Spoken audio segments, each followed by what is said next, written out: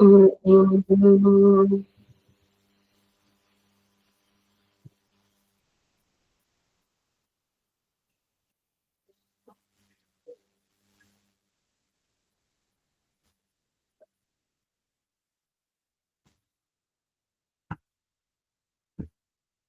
जी, आप सभी को सादर व सप्रेम नमस्ते जी, सभी को नमस्ते। नमस्ते दीदी। हाँ जी, नमस्ते जी। तो हम शुरू करते हैं अपना क्रम योग दर्शन। नमस्ते माता जी। हाँ जी, नमस्ते जी। हाँ नमस्ते जी। आवाज ठीक आ रही है सबको? जी हाँ जी, आ रही है। हाँ जी, तो योग दर्शन का क्रम हम शुरू करते हैं फिर से, बीच में टूट गया।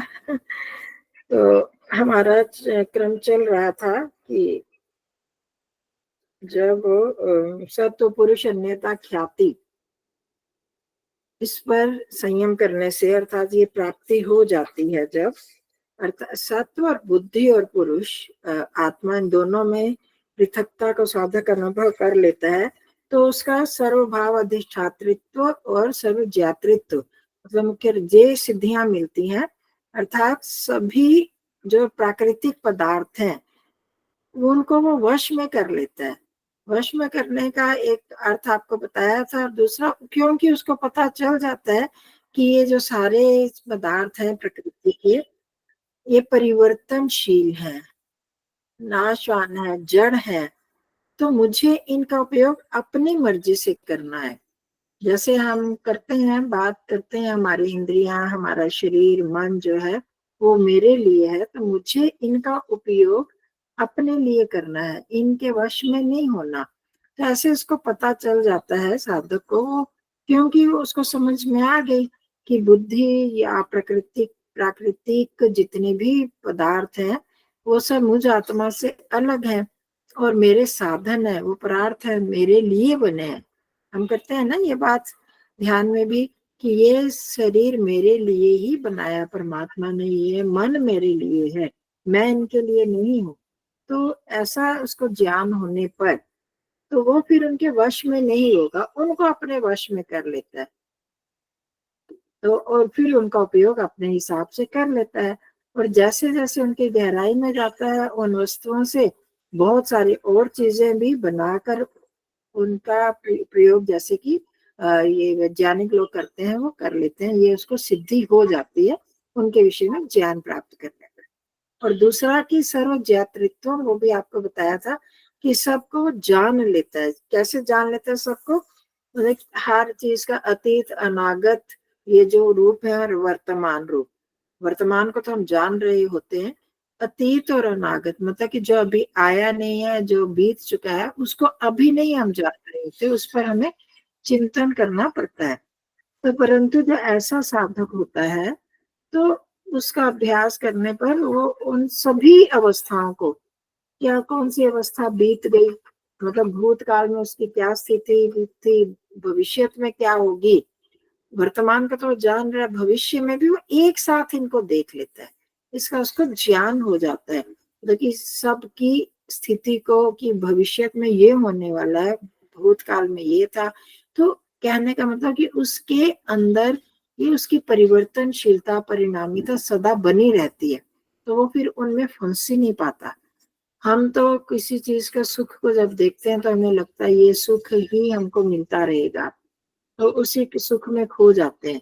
परंतु यहाँ कहा कि वो उसके जब वो जानता है और उसको पता लग रहा है कि हर समय ये चीज परिणाम में हो रहा है, इसमें परिवर्तन हो रहा है, पहले जैसे सुख वाली थी वैसे नहीं सुख वाली रहेगी, इसमें उसका फिर नाशवान भी है, ये चीजें उसके सामने रहती हैं, तो उनके सब धर्मों को जान लेता, तो उसमें वो आसक्त नहीं होता, उसमें डूबता नहीं है, वो अपने हिसाब से फिर जितना प्रयोग है उनका उपयोग करता है, परंतु उनका उपभोग नहीं करता, अर्थात उनमें फंसता नहीं है। इतना हमने किया था। तो अब अगला सूत्र है, तद वैराग्यात अपि दोष बीज क्षये कैवल्यम। ये हमने लिख के भेजा हुआ था, आपके ग्रुप में भेजा हुआ है। तो कितनी उच्च स्थिति है ये, है ना, सत्व पुरुष अन्यथा ख्याति। हम इसको करने के लिए कितनी कोशिश कर रहे हैं, नहीं हो पा रहा हमसे, परंतु जब वो साधक इसको भी कर लेता है, इतनी उच्च स्थिति पर पहुंच जाता है, तो अभी इससे भी वैराग्य करना है, इसी में नहीं फंसे रहना। क्योंकि अब ये जो इसको आत्मबोध हुआ, अपना पता चल गया है कि मैं आत्मा हूँ, इन प्रकृति के बने बुद्धि आदि पदार्थों से अलग हूँ, ऐसा पता चलने के बाद भी उसको ये ज्ञान रहता है। आपको याद होगा बहुत पहले शुरू शुरू में ही हमने किया था कि ये जो बुद्धि है, सत्व है, चित्त इत्यादि बने हैं, ये सत्व रज तम 3 गुणों के मेल से बने हैं और इनमें भी निरंतर परिवर्तन होता रहता है। परंतु मैं जो आत्मा हूँ, इन तीनों गुणों से अलग हूँ, है ना। ये हमने किया था ना, अगर किसी को याद, और बीच बीच में भी हम आता है ये प्रसंग थोड़ा सा। तो ये बुद्धि से अलग होने की क्यों जरूरत है, मन से अलग होने की क्यों जरूरत है, मतलब हमें इनका ज्ञान बना रहे, इनकी अनुभूति होती रहे कि मैं इनसे अलग हूँ, अलग हूँ। इसीलिए कि ये जो चीजें हैं, मन बुद्धि इत्यादि, वो प्रकृति से बने होने के कारण इनमें निरंतर परिवर्तन होता रहता है, ये एक से स्थिर नहीं रहेंगे।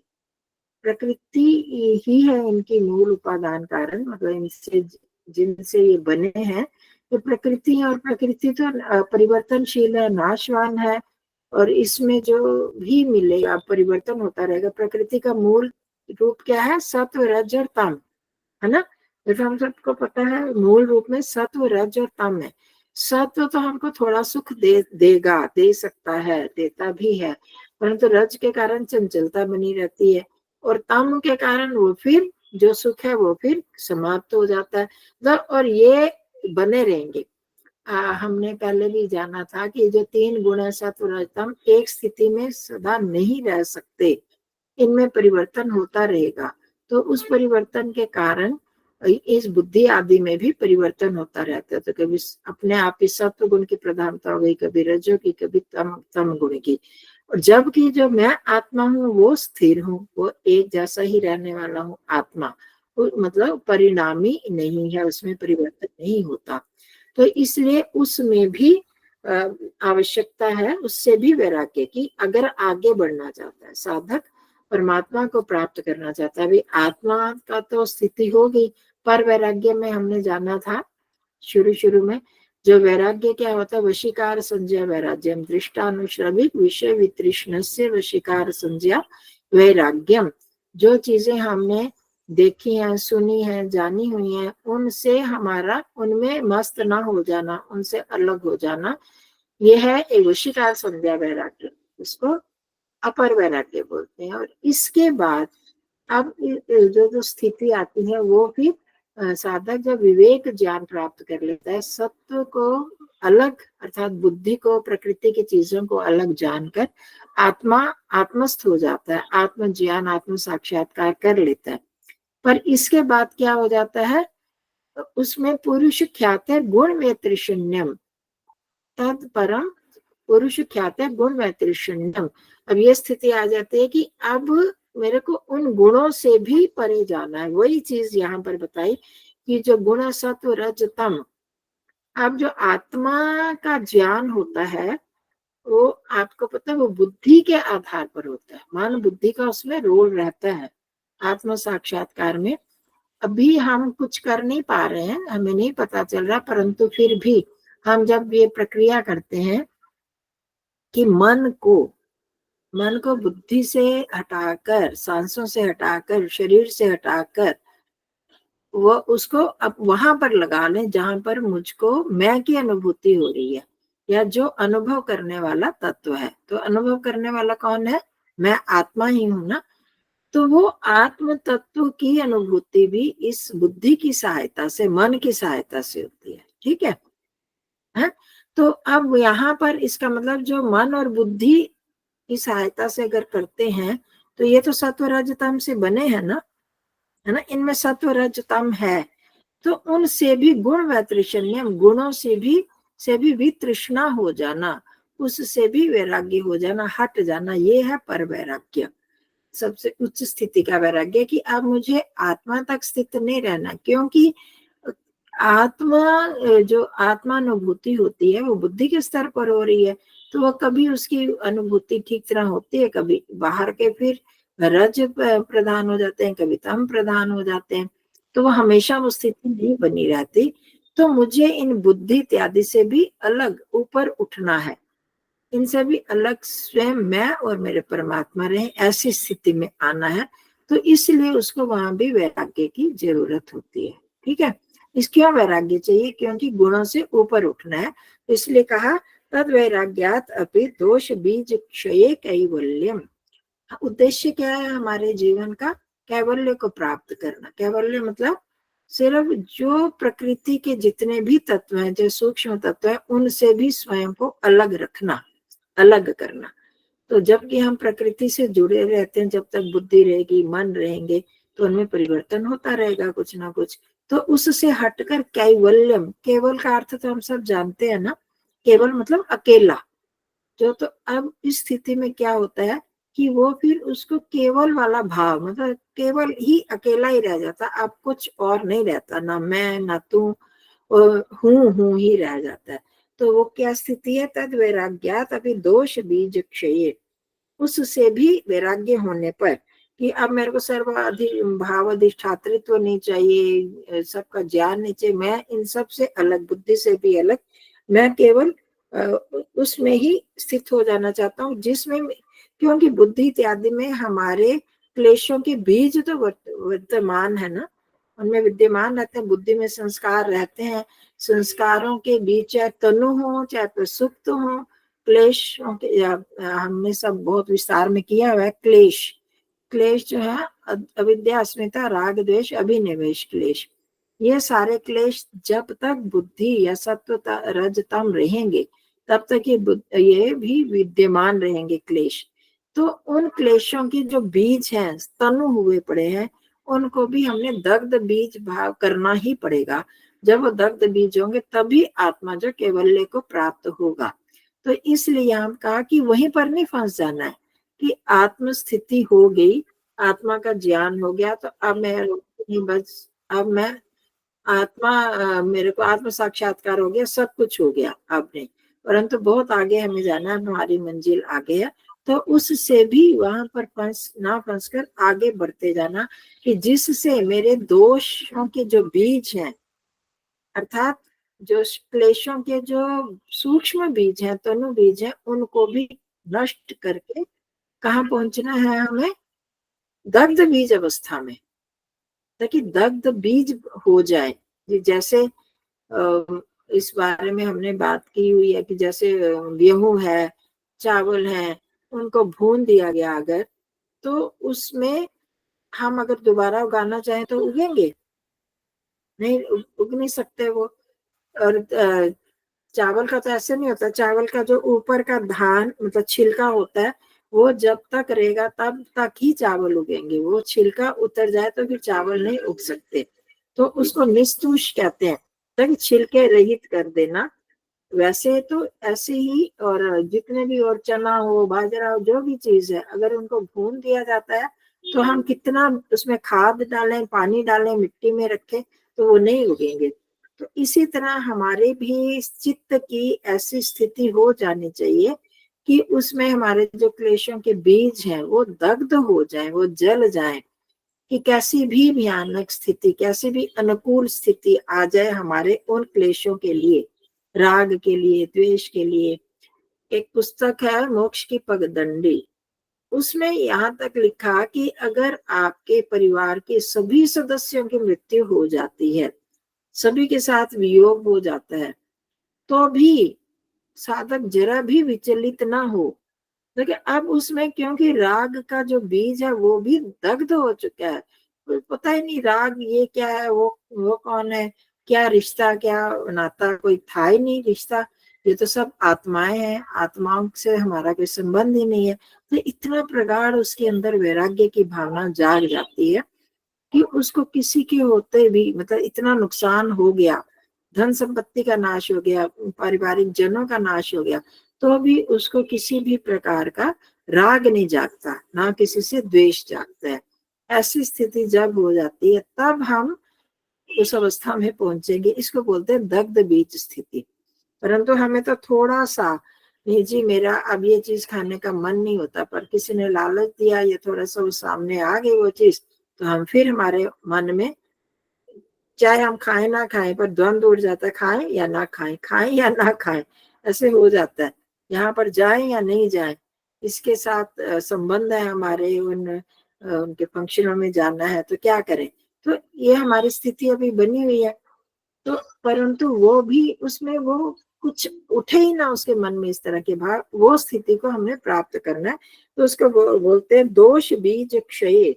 दोषों के, क्लेशों के बीज के नष्ट हो जाने पर फिर वो कैवल्य को प्राप्त होता है। क्या होता है कि जब हमारे अंदर ये क्लेश रहते हैं, किसी भी तनु स्थिति में रहे या किसी भी स्थिति में रहते हैं, तब तक हमारा चित्त जो बना रहेगा। हमें किस लिए मिला ये चित्त या प्रकृति, किस लिए मिली है? याद है किसी को? ये क्या दृश्य जगत है, किस लिए है? हाँ जी, वेद प्रिया जी बता रहे हैं। हाँ जी, भोग और अपवर्ग के लिए। हाँ, भोगापवर्गार्थम दृश्यम। तो ये मन चित्त, ये जो हमें किस लिए मिले हैं कि इनसे हम भोग सकें, सुख दुखों का भोग करें, जो हमारे कर्मों का भोग है उनको भोगना, फिर इसके बाद हम अपवर्ग अर्थात मोक्ष को प्राप्त करना। इसके लिए यही उद्देश्य है शरीर मिलने का, मन बुद्धि मिलने का।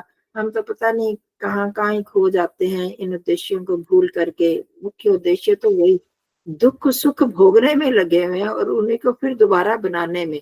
हमारा साइकिल वहीं चलता रहता है कि ये दुख आया तो इसको कैसे दूर करें, फिर आगे ना आए, वहां पर ही हम सीमित हैं। पर उनसे आगे उठकर अपवर्ग को, मोक्ष को प्राप्त करना जीवन का उद्देश्य है। तो ऐसी स्थिति में जब उसके मन में क्लेश ही नहीं रहे, साधक के मन में ना किसी से राग रहा, ना द्वेष रहा, ना अस्मिता, जब आत्म स्वरूप का ज्ञान हो जाएगा तो कहाँ से भी रहेगा कि सभी आत्माएं। अगर मेरे को ये ज्ञान अच्छी तरह हो जाए कि मेरे साथ जितने भी हमारे परिवार के लोग हैं, संबंधी, सारे आत्माएं ही हैं। आत्मा रूप में हम देखते हैं तो किसी की शक्ल सूरत दिखती है क्या? किसी के बोलने की आवाज नहीं आएगी। आत्मा अपने आप में तो नहीं करती कुछ भी ये कार्य, वो तो शरीर से करवाती है। तो ये वास्तव में तो ये अपना सब नाटक कर रहे हैं, अपना रोल अदा कर रहे हैं सभी। हमको जो जो भी रोल मिला है संसार में, किसी को माँ का, बहन का, जो संसार में हम आए परिवार में, तो हम तो एक रोल कर रहे हैं ना। आत्मा जो इस शरीर से हम अपना अपना नाटक का पार्ट अदा कर रहे हैं, पर हम वो नहीं, हम वही पात्र ही बन जाते हैं कि मैं यही हूं ना। लोगों का यही सबका कहना होता है कि मोह ना करें तो बच्चों की पालना कैसे करें, मोह तो करना ही पड़ेगा। राग ना होगा तो कैसे करें, बात बिल्कुल ठीक है, पर उसकी एक सीमा तक रखना ना। हम सिर्फ माँ ही तो नहीं है ना, तो सिर्फ हम बहन तो नहीं, बहन भाई तो नहीं है संसार में। मैं आत्मा, इससे ऊपर है मेरा स्थान।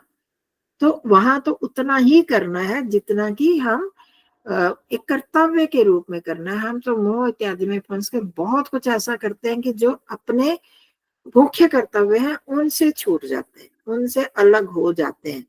तो वो, अगर ये भावना हमें रह जाए कि मैं सिर्फ आत्मा और ये सब आत्मा ही है, और बस इनके इस जो शरीर धारण किया हुआ है हमारे साथ इनका संबंध बना, उतना ही मेरे को निभाना है, तो हम नहीं फंसेंगे। तो ये जब बीज समाप्त हो जाएगा चित्त में, मन में, तो इसका काम खत्म हो गया। फिर इसका कुछ काम ही नहीं रहा कि इसको ज्ञान, ज्ञान के लिए ही मन चित्त बुद्धि हमको मिले हैं। संसार का ज्ञान करना, उसके लिए मन मिला है, उसके लिए बुद्धि मिली है, विवेक के लिए मिली है। अब वो विवेक भी मेरे को हो गया, संसार का सारा स्थायीपन पता लग गया, परिणामी है संसार, प्रकृति जो है, और इससे मेरे को कुछ और उपलब्धि नहीं होने वाली। जब ये सारी चीजें उसको पता चल ही गई साधक को, तो फिर वो क्यों फंसेगा? तब उसके अंदर से इसके राग के बीज हैं पूरी तरह समाप्त हो जाते हैं। अब उसका काम ही समाप्त हो गया, मन बुद्धि का कुछ है ही नहीं। अब उसको विवेक करने की जरूरत ही नहीं है, विवेक प्राप्त कर लिया उसने। अब वो क्लेश क्लेश उसके समाप्त हो गए। तो अब वो जो है चित्त जो है वो भी धीरे धीरे अब सिताधिकार, मतलब अब उसको, उसका काम खत्म हो गया। अब जब चित्त का काम ही खत्म हो गया तो परमात्मा ले लेगा। वो अभी जीवित अवस्था में जब तक है तब तक तो वो कर रहा है अपना जीवन चलाने के लिए, परंतु किसी में भी वो लिप्त नहीं होता। जैसे अभी स्थिति बताई, वो ना राग में, ना द्वेष में, ना किसी आकर्षण में, तो वो उसमें लिप्त ही नहीं होगा। जब लिप्त नहीं होगा तो फिर वो कोई भी ऐसा काम नहीं करेगा, क्लेश युक्त कर्म ही नहीं करेगा। वो नहीं करेगा तो अब जब मृत्यु होती है तो वो चित्त गया अपने मूल रूप में, परमात्मा उसको ले लेता है कि अब इसको चित्त की जरूरत ही नहीं है। तो इसने जो जो काम करना था, अब हम की गाड़ी में जाते हैं, स्टेशन पर उतरते हैं ना गाड़ी, रेलगाड़ी से, अब हमको जरूरत पड़ती है उसकी, उसको तो वहीं छोड़कर हम चले जाते हैं। अब अपना हम पहुंच गए लक्ष्य तक, आगे फिर रिक्शा लिया या दूसरा ऑटो टैक्सी जो भी ली, वो भी हमने हमें लक्ष्य तक पहुंचा दिया, फिर उसका भी काम खत्म। बस अब उससे अब उसके साथ जुड़े तो नहीं रहते ना, जब तक हमारा काम हो गया तो कहाँ गया टैक्सी वाला, कहाँ गया वो गाड़ी कैसे गई, हमें कुछ मतलब ही नहीं रहता उसके बाद। तो ऐसे ही जब साधक को ये विवेक ज्ञान इत्यादि प्राप्त हो जाता है तो उसको अब मन गया तो गया, खत्म, अब उसकी कोई जरूरत ही नहीं है। ऐसी स्थिति तब वो आत्मा अकेली रह जाती है, मतलब कैवल्य, वो कैवल्य की स्थिति है। वो तब आएगी जब बुद्धि से कोई संपर्क नहीं रहा। तो ये हमें, हमारा जो असली उद्देश्य यही है, इन संस्कारों को समाप्त करना। कितने कितने हमारे संस्कार हैं, पहले की अपेक्षा कम हुए या नहीं। शुरू शुरू में तो हम अच्छे संस्कारों को बढ़ाने की कोशिश करते हैं और करना ही है, उसके लिए उसकी उपयोगिता को हम जानते रहें, और संसार वाले जो संस्कार हैं क्लेशों वाले, उनको समाप्त करना है पूरी तरह से। फिर उसका हम परीक्षण, बस जो जरूरत है हमें परीक्षण अपना करते रहें, जागरूक रहें कि कोई भी ये स्थिति जब भी आती है तो हमारे अंदर कैसे विचार जागते हैं, कैसे संस्कार उठ जाते हैं। क्या हमारा वहां पर अभी भी आकर्षण रहता है कि हम एक कर्तव्य का ही पालन कर रहे हैं। इसके लिए हमें लगना होगा। संस्कारों को दग्ध बीज जब तक नहीं करेंगे, तो दग्ध बीज करना हमारे वश में नहीं। अभी हमारा काम सिर्फ उनको तनु कर देना है कि कैसी भी स्थिति हो तो हमारे वो संस्कार जागे नहीं, मतलब कि हमें उनके प्रति आकर्षण ना होना, द्वेष के प्रति भी आकर्षण ना हो। क्या कैसा कोई हमसे किसी ने गलत व्यवहार किया, किसी ने हमसे दुश्मनी की, मेरा ये नुकसान कर दिया, उसी को ही हम याद करते रहते हैं। हमें याद रहता है बहुत देर तक। जब भी वो इंसान सामने आएगा, वो परिस्थिति सामने आएगी, तो फिर उसके प्रति हमारी द्वेष की भावना उभरने लगती है, जागने लगती है। ये इंसान नहीं मेरे को अच्छा लगता, हम ऐसे अपने भावना लाते हैं।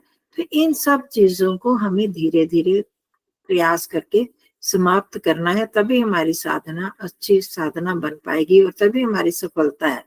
वो करके ही फिर हम दग्ध बीज तो परमात्मा की कृपा से होंगे, वो हमारे बस में नहीं है। हमारे सिर्फ है कि लगे रहना है, तो उसको लगे रहने के लिए हमें इतना निरीक्षण तो अपना करना ही पड़ेगा कि हम पहले से 1 डिग्री भी कम हुए हैं कि नहीं, हमारे ये संस्कार या वैसे के वैसे ही हैं। थोड़ा थोड़ा भी कम होते जाएंगे तो वो फिर हम अपने मंजिल की तरफ बढ़ सकते हैं और पहुंच जाएंगे मंजिल की तरफ। परंतु अगर इसकी तरफ हम नहीं सोचते, हमें मान भी चाहिए समाज में, और समाज में हमें सुख साधन भी हमें चाहिए, वो काम करे, वैसी परिस्थिति रहे कि जिससे मेरे को सुख ही मिले।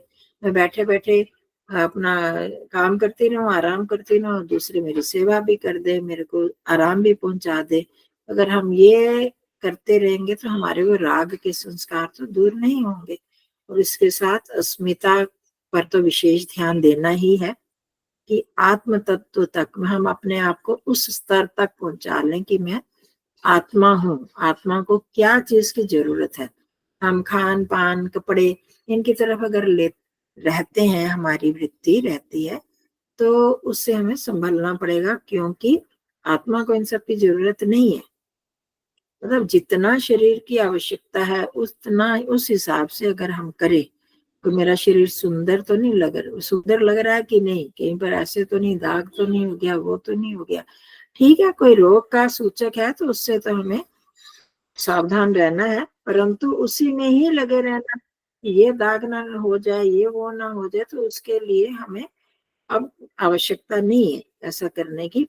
तो शरीर ही नहीं हूं मैं आत्मा हूँ। शरीर को बस स्वस्थ रखना, आत्मा को उन्नति के लिए जितनी इसकी आवश्यकता है उतना ही इसका हम ध्यान रखें, तो तब हमारे ये होगा। तो श्री दयानंद जी ने एक स्थान पर लिखा यजुर्वेद के भाष्य में, जो उचित आहार विहार वाले होकर, मतलब कि ये जो क्लेशों की निवृत्ति और सिद्धियों से विरक्ति को महत्व देते हुए कहा कि जो उचित आहार विहार वाले होकर, वेदों को पढ़कर, योगाभ्यास कर, अविद्या आदि क्लेशों को छुड़ा, योग की सिद्धियों को प्राप्त हो और उनके अभिमान को भी छोड़कर, जो सिद्धियां उनके अभिमान को छोड़ देना, उनसे विरक्तिता वैराग्यात अपि, अर्थात उनसे भी विरक्त होकर मोक्ष को प्राप्त होते हैं, वे ही ब्रह्मानंद भोगते हैं। यहाँ भी केवल प्राप्ति सिद्धियों से वैराग्य, मतलब ये सब जो चीजें उनसे वैराग्य होना आवश्यक है। तो वो जो आत्मा के सत्वादि गुणों से अत्यंत निवृत्ति होना ही यही कैवल्य का भाव है। उसमें फिर आत्मा जो स्थिति होगी वो मैं चैतन्य मात्र ही हूँ, मतलब मैं भी छूट जाता है उसमें, मैं का भाव भी छूट जाता है, मैं चेतना मात्र वस्तु। इतना हमको अभ्यास करना है, बहुत मंजिल हमारी बहुत दूर है, उसके लिए निरंतर अभ्यास की जागरूकता की जरूरत है। ऐसा हम करते रहेंगे तभी सफल हो पाएंगे। निराश तो नहीं होना है, परंतु मंजिल की तरफ आगे बढ़ते जाना जरूरी है। हाँ जी जागृति जी। माता जी, अभी जो बातें हुई है जीवन मुक्त अवस्था वाली है ना, कि जब परमात्मा हमारे सभी संस्कार दग्धविज कर देंगे, तो उसके पश्चात जो भी रहेगा वो तो जीवन मुक्त अवस्था हाँ जी रहेगी। हाँ जी। तो जीवन मुक्त अवस्था में योगी के तो वैसे भी कोई संस्कार नहीं बनेंगे, क्योंकि मन बुद्धि वगैरह सब उन्होंने लीन कर दिया है, प्रकृति लीन कर दिया है। नहीं, तो अभी प्रकृति में लीन नहीं हुए हैं, क्योंकि अभी तो बने हुए हैं ना, शरीर में है जब तक। हाँ, मैं वही क्लेश दग्ध बीज हो गए। जब जो भी वो कर्म करेगा तो उनमें राग द्वेष अभिनिवेश ये चीजें नहीं मिली हुई ना। जी। अस्मिता राग, वो कर रहा है जो काम अस्मिता क्लेश से रहित होकर कर रहा है, अविद्या से रहित होकर कर रहा है, कि वो आत्मा के स्तर पर ही काम करेगा ना। तो माता जी वही कि वो मतलब वो समाधि में बैठेगा, वो जो योगी या साधक रहेगा, तो उसकी स्थिति वहां तक रहेगी कि मैं आत्मा हूँ, या व्यवहार में जब वो आएगा तभी भी उसकी स्थिति वही रहेगी कि मैं एक आत्मा हूँ। हाँ जी हाँ जी, उसकी तो पूरी तरह से उस पर जागरूकता बनी रहेगी। करेगा, खाएगा पिएगा, चलने के लिए वस्त्र भी पहनेगा, जीवन के लिए एक मकान में भी रहेगा, परंतु उनमें किसी भी तरह की आसक्ति नहीं, जो मिल गया वो खा लिया। तब पेट को भरना है, जब तक जीवन है, जीवन चलाने के चक्रवत परिभ्रमण सांख्य दर्शन में पढ़ा है ना, लास्ट में आता है जिसने पढ़ा है। तो जैसे चक्का चलाते हैं ना, तो एक बार उसको धक्का दे दिया तो अब उसके बाद बार बार नहीं देना पड़ता, वो अपने चलता रहता। जितनी देर चल गया, साइकिल को पैडल दिया चलाते हैं तो पहिया जितनी देर चलता रहता है, तो इसी तरह से उस समय उसका जीवन जो है बस उतना ही जितनी आवश्यकता है, कोई ये दे दो मेरे को, ऐसे पहनना, ऐसे करना, उसकी वो रहेगी नहीं उसके सामने। मैं आत्मा ही हूँ, आत्म तत्व ही हूँ, उसी दृष्टि से ही वो सारे काम करेगा। तो माता जी ये दो जो योगी बताए, एक तो प्रकृति लय योगी है ना, एक पीछे चर्चाएं आई थी विदेह, और ये तो ये प्रकृति लय जो योगी है वहां पे तो ये उस सूत्र में तो वैसे दिया गया है ना कि जीवन मुक्त अवस्था में वो अपने मन को भी प्रकृति लय कर देता है, अर्थात उसमें संस्कार वगैरह तो पड़ता नहीं है, क्योंकि वो प्रभावित ही नहीं होता सुख दुख से, वो समस्थिति में रहता है। जब प्रभावित होगा तब वो संस्कार पड़ता है। तो ये स्थिति को किस प्रकार से समझे कि जीवन मुक्त अवस्था? वो जो है ना प्रकृति लय, और दूसरी कौन सी थी, विधेय भाव भाव प्रकृति भाव प्रत्यय। भाव प्रत्यय ही ये प्रत्यय। है, विदेह और प्रकृति लय, ये दो थे। जी। भाव प्रत्यय समाधि आई, ये इस असंप्रज्ञात समाधि के दो भेद बताए भाव थे। प्रत्यय के दो रूप हैं, प्रकृति लय और विदेह। जी। तो इसमें क्या है कि वो इनकी पूर्व जन्म के कर्मों के अनुसार उनको ये समाधि प्राप्त होती है, ये वर्तमान की नहीं है। और उस समय वो जीवन मुक्त जैसी अवस्था, जैसे मोक्ष का उसको आनंद आत्मा को प्राप्त होता है, वैसे ही अवस्था में रहता है कुछ सालों तक, कुछ समय तक, जब तक उसके वो कर्मों का भोग है, वो कर्मों के भोग के रूप में है वहां आपने पढ़ना कि अब फिर उसके बाद उसकी ये स्थिति फिर समाप्त हो जाती है कुछ सालों तक रहकर। अगर वो उसमें फिर और आगे बढ़ता जाता है तो फिर तो आगे पूरी तरह रहेगा जीवन भर, और अगला फिर पूर्ण मोक्ष को प्राप्त कर लेगा। अभी ये भाव प्रत्यय वाली जो ये समाधि है, ये कुछ कर्मों के, पूर्व के अच्छे कर्मों के अनुसार के आधार पर उसको ये स्थिति प्राप्त होती है, ये दोनों। और वो जीवन मुक्त की तरह जीवन जीता है, और बाद में फिर वो अवधि समाप्त हो जाने पर फिर उसको संसार की तरह जीता है। इसको एक बार देख लेना, वहां पर ये लिखा है। ये वो ही नहीं है कि हमेशा ही अपने अभी वर्तमान के प्रयत्न से उसने वो स्थिति नहीं प्राप्त की है, पूर्व जन्म के प्रयत्न से उसको वो स्थिति प्राप्त हुई। और आप देखते हैं ना, कई लोग इस तरह से होते हैं, पहले बड़े वैरागी होते हैं, विरक्त अवस्था में रहते हैं, और उसके बाद फिर उनका जीवन एकदम बदल जाता है, मतलब फिर संसार की तरह रहने लगते हैं। और कुछ लोग उल्टे होते हैं कि संसार में रहते रहते बाद में एकदम विरक्त हो जाते हैं, वो वर्तमान के कारण, अपने तपस्या के कारण। और अगर वो फिर भी वर्तमान में भी तप करते हैं तो उनकी वो तो बहुत जल्दी वो सफल हो सकते हैं, उनको तो पूर्ण मोक्ष मिलेगा ही। और जो जीवन मुक्त होता है, वो जो आपने पूछा वो तो बिल्कुल ठीक है, उनको तो तभी तो वो जीवन मुक्त हो सकेगा कि उसके सामने समक्ष हमेशा ही विवेक ख्याति बनी रहती है। देखिए ये उससे बहुत ऊपर उठ चुका है, वो विवेक ख्याति से भी बहुत ऊपर उठा, तभी तो मुक्ति जैसी अवस्था में रहता है। तो इसलिए वो समय हमेशा रहेगा मैं तो आत्मा ही हूँ, आत्मवत व्यवहार करेगा सबसे, अपने साथ भी आत्मा समझ कर ही व्यवहार करेगा शरीर का। हाँ जी। माता जी, एक दूसरा प्रश्न ये था कि जिस योगी या साधक को संप्रज्ञात समाधि तक पहुंच गया है और बीच में उनकी उनकी मृत्यु हो गई और अगला जन्म भी उनको मनुष्य का ही मिला, तो हम समझ सकते हैं कि जब वो बुद्धि का स्तर बढ़ेगा और संस्कार जागृत होगा, वो हिसाब से उनको मतलब वहीं से जहां से छोड़ा था वहीं से हाँ शुरू जी, होने हाँ यात्रा। बिल्कुल वही तो सही। तो उसके पहले जो एक संसारिक जो संस्कार होते हैं, तो क्या वो संस्कार उसको प्रभावित करते हैं उस समय पे? हाँ करे, मतलब इस समय अगर वो संस्कार तो उसके ऊपर पड़ेंगे ना, नए संस्कार मैं आते वही कह ही रही हूँ हैं। जी। जी, हाँ क्योंकि वो संस्कार तो आएंगे ही, हाँ स्वाद जी, के, रस के। छोटा बालक है तो वो तो करेगा ही। तो हाँ वो संस्कार होने के बावजूद भी वो इतने प्रभावी हैं पिछले जन्म की उसकी तपस्या, कि वो एकदम अब देख नहीं रहे हम कितने लोगों को, ये स्वामी सत्यपति जी का भी देखा नहीं, 21 साल तक जी तो ऐसे ही रहे।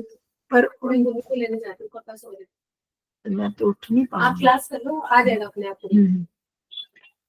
तो वो उन्होंने भी 21 साल तक बिल्कुल पढ़ाई नहीं की, कुछ भी नहीं किया, और बाद में ऐसे ही हो गया कि उनकी वृत्ति बाहर की तरफ गई नहीं, मतलब कि अंतर्मुखी उन घटनाओं को देखकर, पाकिस्तान में कि विभाजन के समय जो घटनाएं हुई थी, उन घटनाओं को देखकर ही तो उनको एकदम वैराग्य हो गया था ना, कि मन की स्थिति वैसी बनी हुई थी। कोई ना कोई आलंबन होता है तो तभी ये परिवर्तन आता है, एकदम नहीं आ जाएगा, कोई ना कोई बनता है। अब हमारी साध्वी प्रज्ञा जी को, जिनका हमने कई बार ध्यान करवाया था पहले, तो उनको 13 साल की उम्र में ही कहानी सुनी ध्रुव प्रहलाद की। किसने नहीं सुनी ध्रुव प्रहलाद की कहानी, हम लोग भी सुनते आए। वो कहानी सुनते ही तो उनके अंदर एकदम उठ गया वैराग्य कि मैं भी देखूं कि ईश्वर है कि नहीं। और जब एकदम ऐसी उन्होंने अपने आप ही परीक्षण किया, जो भी हुआ, फिर एकदम घर छोड़कर चली गई, एक दिन भी नहीं रुकी उसके बाद, कि मेरे को तो नहीं, घर में नहीं रहना ही नहीं है। तो ये क्यों बन जाती है स्थिति, वो पहला मन का स्तर बना हुआ है ना, तभी पिछले जन्म का, नहीं तो एकदम हम धीरे धीरे कुछ सीखेंगे। तो ये धीरे धीरे नहीं सीख रहे, एकदम उच्च स्थिति में पहुंच गए, क्योंकि पिछली यात्रा इतनी करी हुई थी। तो ईश्वर कुछ ऐसी स्थितियां बना देते हैं, और इनका जो प्रभाव, ये जो हम वर्तमान जन्म के हुए, ये भी उसके आधार पर ही तो ईश्वर देंगे ना, कि ये तो बचपन से ही वो हो जाते हैं। शंकराचार्य इत्यादि वो तो बचपन से ही फंसे ही नहीं संसार के चीजों में। अलग से भरत, जो जड़ भरत को कहते हैं, अगले जन्म में वामदेव को 2.5 साल की उम्र में ही समाधि लग गई। तो ये सारी चीजें जो है वो उसके आधार पर ही परमात्मा वैसे करते हैं। फिर जितनी जितनी मन की अवस्था है उसके आधार पर वो संस्कार पड़ेंगे, फिर वो उनको ज्यादा फिर प्रभावित नहीं करेंगे, जल्दी उनको वो दग्ध बीज कर लेते हैं ना फिर का। ठीक है, तो करते हैं। मैं 1 मिनट, धन्यवाद माताजी। कोई आया, बेल हो रही है, तो ध्यान के लिए तैयारी करना।